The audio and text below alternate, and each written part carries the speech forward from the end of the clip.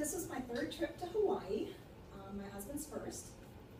And it's really exciting for me because every time I went, I did something different. So I was really happy that we got to do 3 really cool things this time. Travel time was horrendous. We had to make 2 stops there, going there, and 2 stops on the way back. But mostly we did that because of my husband. He's almost 20 years older than I am, and he can't sit for long periods of time. So we had a couple of stops, which made long travel days.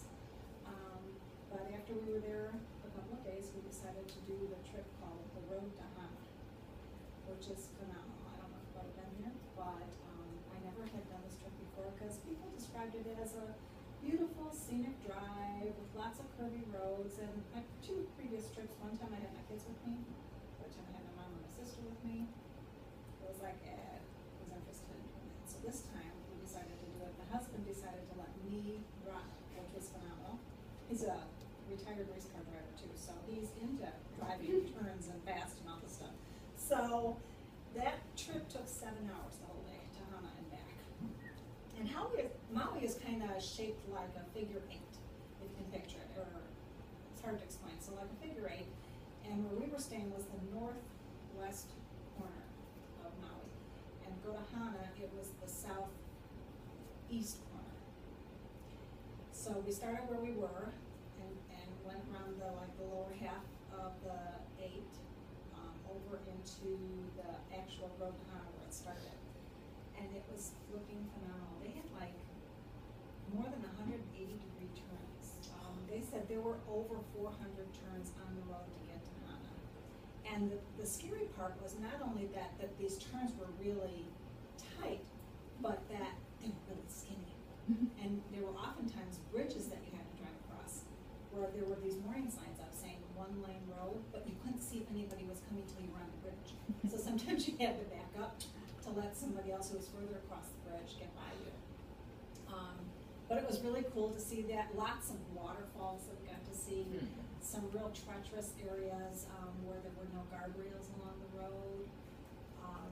Just really fun. And I mean, really to the point where when you were driving the car, on the passenger side, my husband said he couldn't even look anymore because they had these boulders of lava that were hanging out that the car barely could make it by with somebody else coming past you on the other way. It was just nerve-wracking. And I was just watching my side of the car, making sure I stayed on my side of the road and didn't hit who was coming next to me, thinking I had the rental car, so if I hit a boulder of lava or something, I wasn't going to worry about it. But we made it all the way up to Hana, and I don't know, I think it took us about 3.5 hours to get there. We were starving, nowhere to stop, go to the bathroom or anything, so we just went to the first place we saw, which wasn't great, it was sort of dumb, but we ate, went to the bathroom, and then he's like, well, let's go back the other way. So now we're out at the southeast corner, and instead of going back through all those winding roads up north and back down and everything, we decided we're going to take the southern route. Well, the warning was from the insurance, or from the rental car company, is not to take the rental car on that road because there's about 8 miles of unpaved road. So it was worse. It took us longer. It was worse. I mean, there were parts where the road had already been graded because they do want to pave it all the way, so it was a little bit wider and not as bad. But and then you've got the locals who use that road because they don't want any tourists. So they're like on their butt honking their horns. And I mean, I drive fast and everything, but they're like honking and wanting to go around, and there's nowhere to pull. And I just like let them go around whenever they wanted to. It was really a rough drive back, and it's interesting because like I said, it took like all day, and I was fine with everything. And then we get to the paved roads and the spectacular views of the ocean and the mountains, and we saw Haleakala in the distance when we were going to be going there. But we got about 6 miles from the hotel. I saw the sign, and I was like, I'm exhausted. And I think what happened is it hit me. I was not driving so intensely and I pay such close attention to what I was doing. So at that point, I thought I was going to fall asleep at the wheel because I was completely worn out. But that was our trip on the road to Hana. Really glad we did it, but fun stuff. And then we had hoped to go see Pearl Harbor, but with the government shut down, it was closed. $800 to fly there to the Big Island to get close and fly back, and I was like, we're not going to do that. So instead of that, we did 2 other adventures. So we did the bike ride down Haleakala, and it was supposed to be that you got up for the sunset. So they were gonna pick us up at 2 o'clock in the morning to drive us up there, see the sunrise, and then they take us from 10,000 feet down to 6,500 feet where we could ride our bicycles down. Well, I wasn't crazy about the whole thing, but okay, this is my husband's, he wanted to do this, and I'm like, okay, I'll be escort here, because he's gonna do the helicopter ride in the back of the line, I'm thinking. So, they pick us up at 4 o'clock in the morning, because we can't go to the top, because the park is closed, because the government shut down. But they do take us to the 6,500 level. And so while they're driving us there, there's 13 of us in this van, that pick people up from all the hotels. Anybody have questions? And I'm like, so how many times do people fall? And does anybody ever, do they go over the guardrail? And what happens if we're too nervous? Because they warned us it's 7% grade. Do you know how steep 7% grade is? I mean, really, really steep.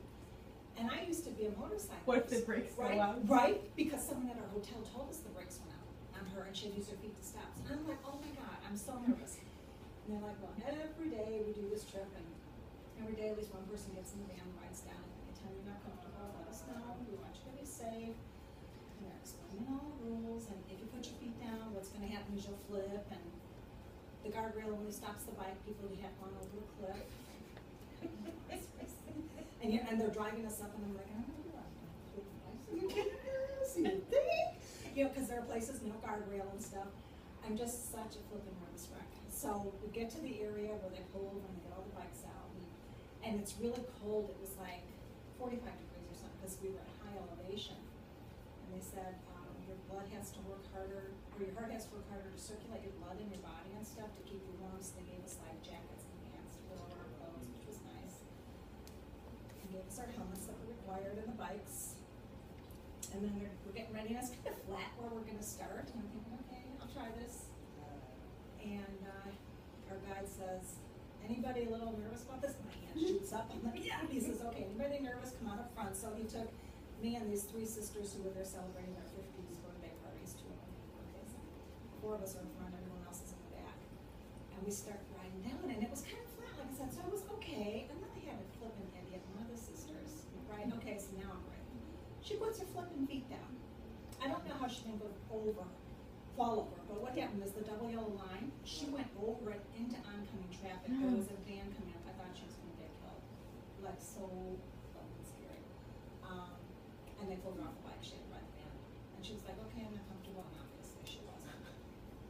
So then they pulled this woman from Argentina who was on her honeymoon up, because she kept pulling so much distance between the other riders that she was stretching us way out.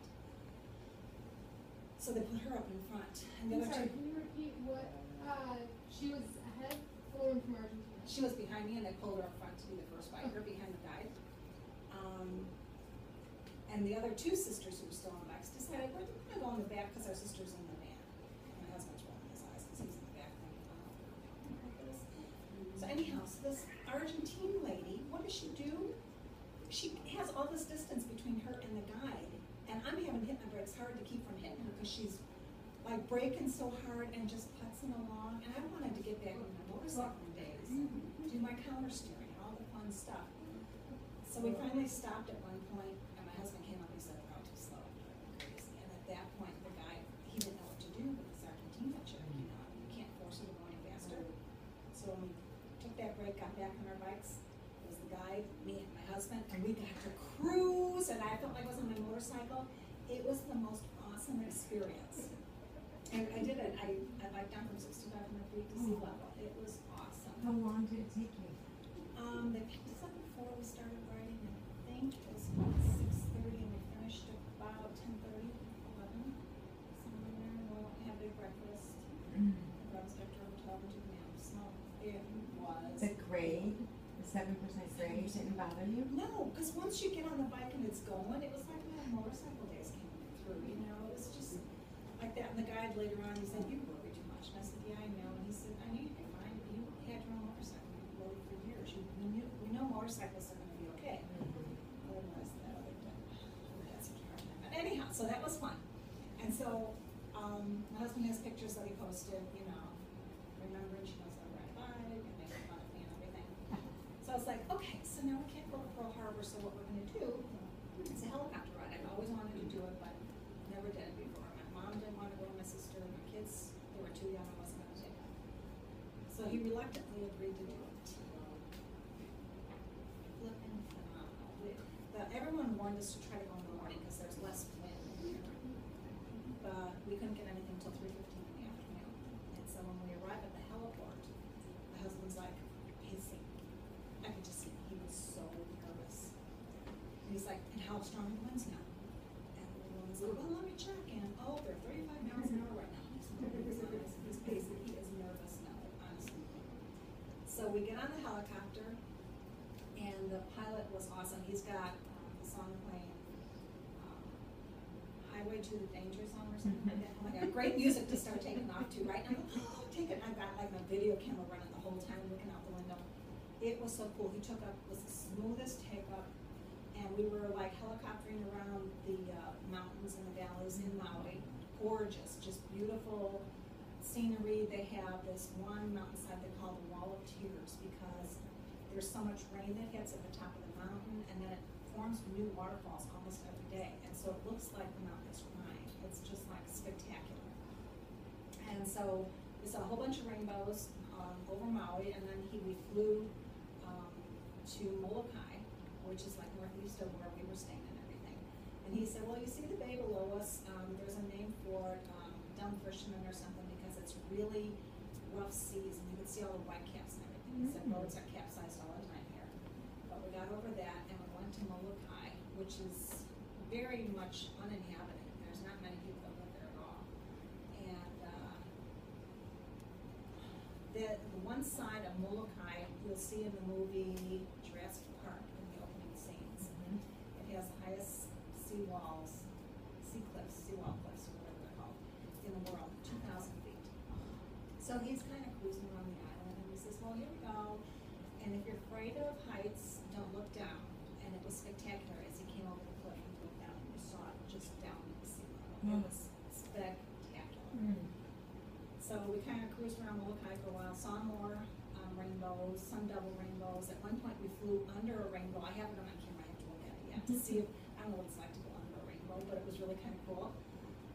And then we went back over to Maui, and he's like, and now you see we're not by that same channel. You could see the difference where things change with the sea, where the dumb fishermen on the boats capsize all the time. Turo was really calm by Maui where we were staying and everything. And he showed us around a little bit more, and then he landed at the airport, and our tour was done. So that was the highlight of our trip. Great. Cool. I've never been, I wanna go. All right, you can stop it. Yeah, one of these days I'm gonna get there.